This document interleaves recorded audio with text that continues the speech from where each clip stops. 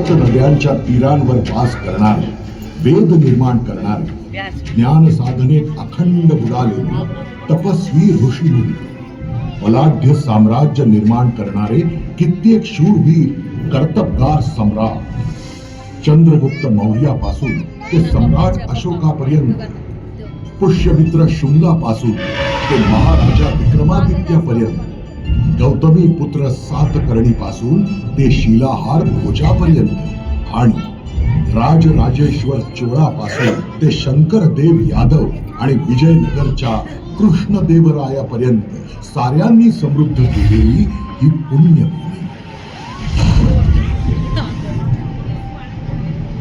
काय नव्हतं इथे?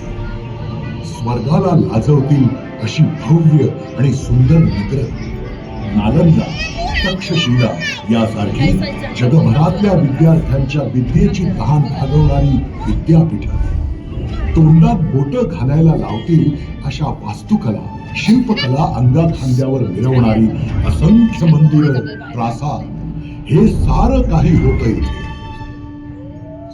पण 800 वर्षांपूर्वी या समृद्धीला, या सौंदर्याला दृष्ट लागली.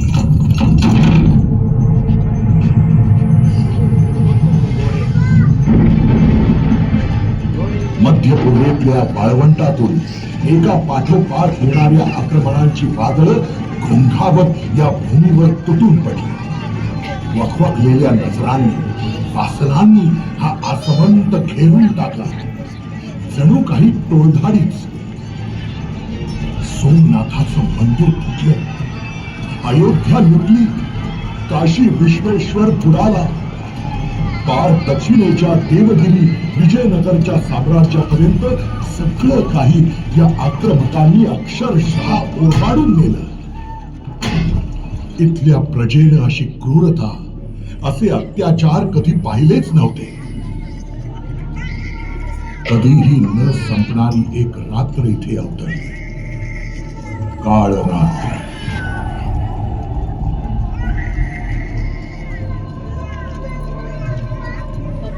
ओठावरचे हुंदके दाबून जनता आक्रोश करत होती. तिला कुणीही वाली नव्हता. देवांचं रक्षण भक्तांनी करायचं की भक्तांचं रक्षण देवांनी करायचं हेच समजत नव्हतं. आणि तशातही एकनाथांसारखा संत जगज्जननी तुळजा भवानीला पुन्हा पुन्हा साकडं घालीत होता.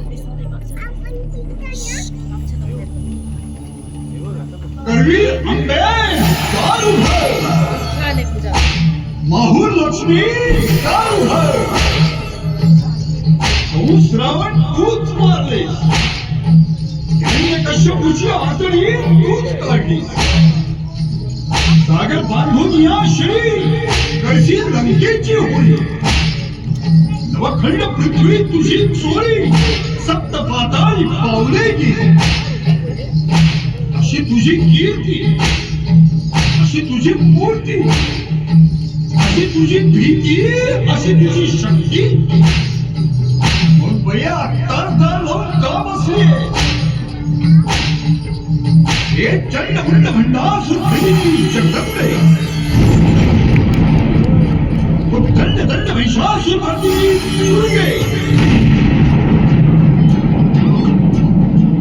राष्ट्रधर्मरक्षिते दुर्गा भवानी दारुधर, दारुधर बया दारुधर.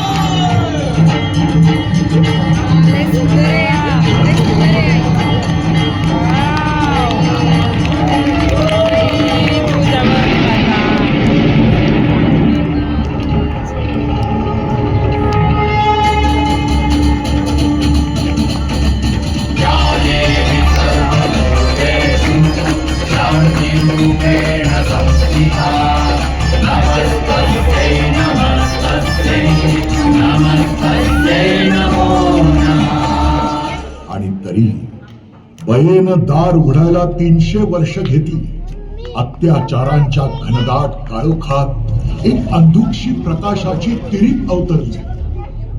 शहाजी राजे भोसले, प्रजेच्या दीनवाण्या अवस्थेची जाणीव असलेला पहिला मराठी सरदार.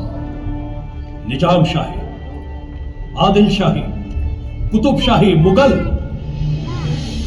शत्रूंनी चारी बाजूनी घेरून टाकलं होतं. त्यांच्या विरुद्ध उभं राहायचे प्रयत्न आम्ही केले,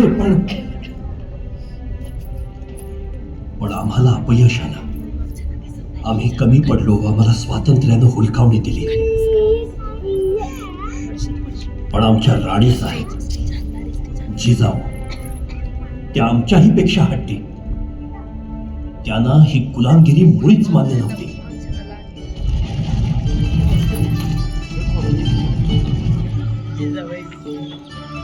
कुठल्या करंट्याची हिंमत आमची जहागीर बेवसाव करण्याची. इथे पहाराही वाहन टाकून जातो. उखडून काढणारे ते अभद्र.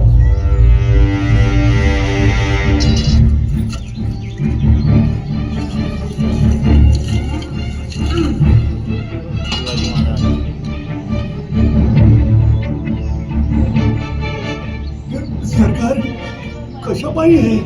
अहो सरकार, राव इथं गाढवाचा नांगर फिरवून गेलाय. म्हणलं खबरदार, परत इथं आला तर. आम्ही आलोय ना आता. अजिबात घाबरण्याचं कारण नाही. त्याला पुन्हा इकडे डोळा वर करून बघायची हिंमत तर होऊ दे. आता इथे कोणालाही भ्यायचं कारण नाही. ही भूमी आपली आहे. शिवबा, आपल्याला ही भूमी पुन्हा बसवायची आहे. जिथे गाढवाचा नांगर चालला तिथे सोन्याचा नांगर धरायचा आहे. गजाननाच्या आशीर्वादानं आणि तुमच्या कर्तृत्वानं गोरगरिबांची प्रजा इथं कुठल्याही भीतीशिवाय राहिली पाहिजे. इथं गावात एक चांगला गणपती बी होता. तो पण आता ठाकरांच्या वाड्यात कसं बसत तग धरून आहे. असं त्या गजाननाची पूजा करून प्राणप्रतिष्ठा करूया. उत्तम मंदिरात त्याची स्थापना करूया. आता यापुढे कसब्यातला गणपती आपल्या पुण्याची ग्रामदेवता असेल. या पुण्यभूमीत जिजाऊ साहेब आणि बाळराजांच्या रूपाने जणू सोन्याच्या पावलांनी लक्ष्मीच प्रवेश केला.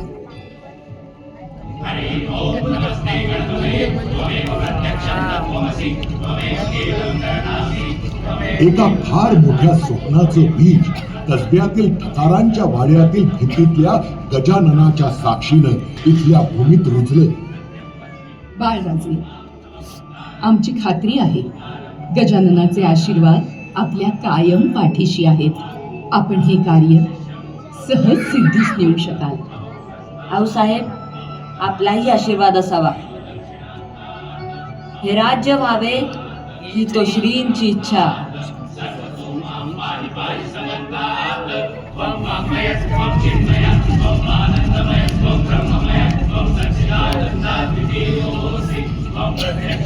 कालचक्र पुढे जात होतं. शिवाजी या 3 अक्षरांनी इथल्या 12 मावळात जणू जादू केली होती. पुढच्या काही वर्षातच केवळ पुण्याभोवतालचं रहाळ नव्हे तर 12 मावळ स्वातंत्र्याचं सुख अनुभवू लागले. शिवबांनी त्यांना मंत्रच तसा दिला होता. म्हणायचे, आम्ही स्वतः दौलतीत हिंदू, खबर घेऊ. पुण्य पाळेगारांचे भय नको. वसाड गावे बसवा, कूस घाला, वेशी बांधा, देव मांडा, पेटकऱ्यास आवतदे द्या, बंद वाटा चालत्या करा. चोरा चिलटांची धास्ती आता बाळगू नका. हे राज्य आपलं आहे. जागोजाग चौक्या असतील, पहारे असतील आणि यातूनही कोणावर अन्याय झालाच तर आमची दारे अवघ्यांसाठी सदैव उघडी आहेत. हे बरे जाणू नसा. सोडा मला, सोडा सोडा. कशापायी आणलं आम्हाला इथं? काय हो, काय झालं? महाराज, यानं आपल्या वतनातल्या एका स्त्री बरोबर बदसलुकी केल्याची तक्रार आहे. पाटील, खरं आहे काय हे? आमच्या जहागीरदारीत आम्ही काय आधी करू? मी कोण आम्हाला विचारणार? हरामखोर, करून सोडून परत ही शिरजोरी. भैरोजी, याचे दोन्ही हात आणि पाय तोडून रस्त्यावर फेकून द्या त्याला. आमच्या राज्यात कुठल्याही स्त्रीचा अपमान करणाऱ्याची आम्ही काय अवस्था करतो ते याच्यासारख्या मगरुरांना एकदा समजू द्या. असली शिक्षा? महाराज, एकदा ऐकून तरी घ्या महाराज. आम्ही सांगितलेली शिक्षा ती कायम. पुन्हा कोणाची आपल्या माय बहिणींकडे डोळे वाकडे करून बघायची हिंमत होता कामा नये. एकदा माफी असावी महाराज. घेऊन जा याला. एकीकडे अशी गुन्हेगारांना दहशत बसत होती, तर दुसरीकडे केवळ लढाया आणि रक्ताचे पाठ वाहवणं म्हणजे राज्य करणं नव्हे हे शिवाजी राजांना समजत होतं. कितीतरी कामं करायची होती, धारा वसुली नीट करायची होती, सरकारी नियम कानून चांगले करायचे होते, बागा आमराया खुलवायच्या होत्या, बंधाऱ्यांनी धरणं बांधायची होती. राजांची नजर रक्तपारखी. त्यांनी दफ्तरी कामकाज उत्तम पद्धतीनं चालवण्यासाठी जशी सक्षम माणसं नेमली, तसेच दगडांमधून हिरे शोधून काढले. महाराज, हा खडक फोडून घेतला की पावसात येणाऱ्या पाण्याचा आपल्याला चांगलाच उपयोग होईल. हा खरं चिमणाजी, हे दोघच फोडणार आहेत. 100 माणसांचं काम तुम्ही यांना सांगितलं? कोण आहे ते? अहो महाराज, हे ऐकायलाच तयार नाही. म्हणतात हे तर स्वतः महाराजांचं काम आहे. कशाला हवी आहे गर्दी? आम्ही दोघच बास झालो. आम्ही दोघच फोडून काढू हा खडक. येस बा.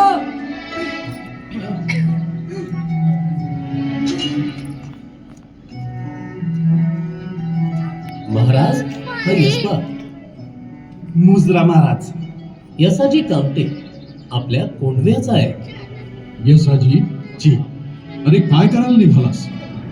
फक्त तू आणि आमची ही बहीण दोघच? जमेल का तुम्हाला हे? आम्ही येईपर्यंत ही धोंड बाजूला होईल? महाराज, बोला की असं बघताय काय माझ्याकडे? राजा सवता विचारतायत ना, त्यासनी काय नाही म्हणायचं? वय राजा, आम्ही दोघं बास आहोत. याच्या परीस मोठी धोंड असेल ना तर ती बी फोडून काढू. होय, तुम्ही सांगा फक्त. येसाजी जी. आम्ही नक्की परत येऊ. बघू तरी तुमचा पराक्रम. जी राजा. मुजरा. चिमणाजी, कशावर पोचली ती माणसं?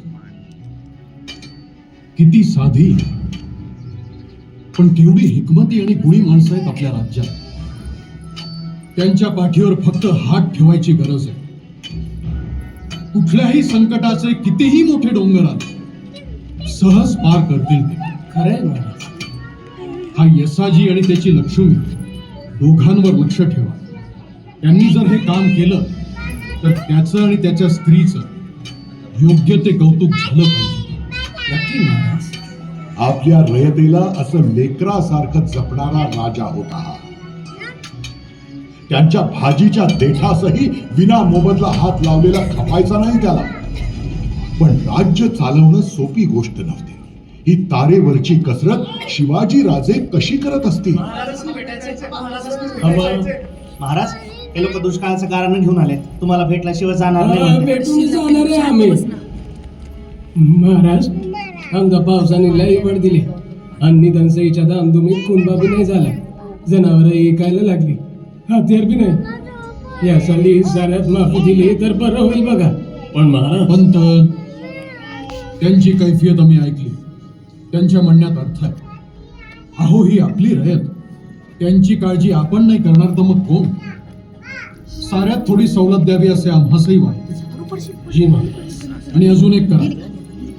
गरजू कुणब्यांना रोख मदत करण्यापेक्षा सरकारातून एक बैल जोडी आणि एक नांगर देखील द्या.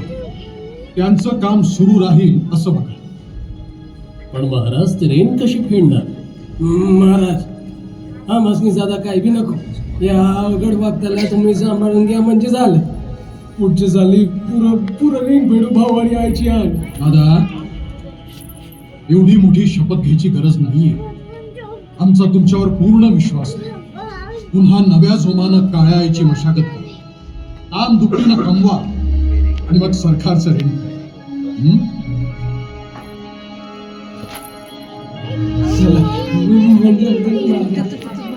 पण महाराज, पंत, तुमच्या मनात काय आलं हे आम्हाला कळलं. आज दुष्काळाच्या झळीत हे भाजले जातात. शेतकऱ्याची नड भागली की व्याज सोडून द्यावं. मुद्दल मात्र पुन्हा सरकारात जमा करा. त्यानं होईल काय? तर मिळालेल्या मदतीची त्यांना जाणीव राहील, सरकारचं नुकसान होणार नाही आणि आपण हे कर्ज फुकट घेतलेलं नाहीये हा कुणब्यांचा स्वाभिमान देखील जपला जाईल. सगळ्या गोष्टींचा प्रजेच्या मनावर परिणाम होत असतो. पण एकीकडे राज्याची अशी घडी बसवताना आपल्या रयतेचं रक्षण हा सह्याद्रीच करू शकतो हे ओळखून महाराजांनी त्याची गिरीशिखरं तथा बुर्जांनी मढवली. 1-2 नव्हे तर तब्बल 350 किल्ले महाराजांनी पुन्हा नांदते जागते केले. पण हे सगळं करताना त्यांची एक नजर होती पश्चिमेच्या विशाल सागरात.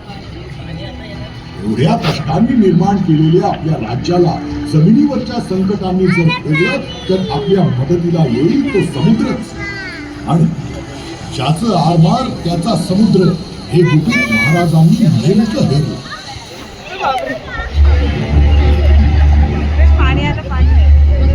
आणि काय चमत्कार, केवळ काही वर्षात अगदी टोपीकरांनाही लागले असं स्वराज्याचं आरमार सिंधू सागरात अभिमानात विहार चालला.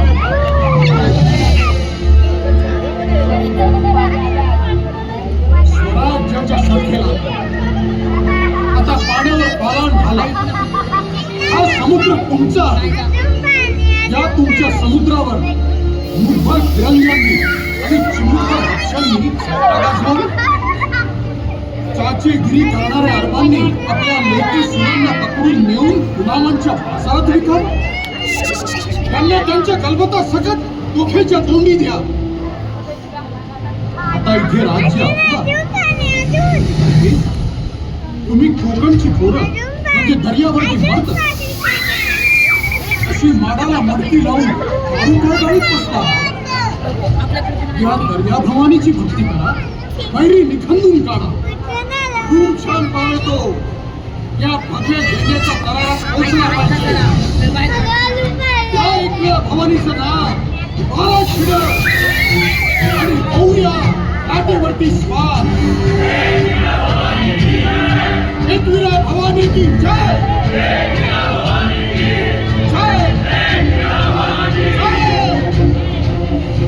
गणपती, भूपती आणि आता जलपतीही झालेला असा हा शिवाजी राजा जणू काही घोडावतावर बसलेल्या सामर्थ्यवान सिंहासारखा आसीन आहे.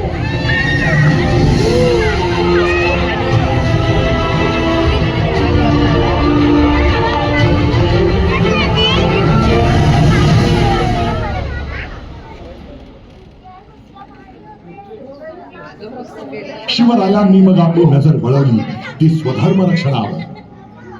शेकडो वर्ष चारी बाजूंनी फिरणाऱ्या इथल्या प्रजेवर जुलमानं आपला धर्म लादणाऱ्यांना तर कोणाचाच धाक नव्हता. महाराज हे आपल्या प्रजेवर आपल्या धर्मात याची सक्ती करत होते. धर्माची सक्ती असेल कोणाला यांचा धर्म स्वीकारायचा तर? महाराज हे इथल्या सगळ्या लोकांना जबरदस्तीने गावागावातून हाकलून लावत होते. हे परदेशातून येणार आणि इथल्या स्थानिकांवर त्यांच्या धर्माची सक्ती करणार. विचारा यांना, धर्मांतराचा आदेश खरा आहे का आणि तो जर खरा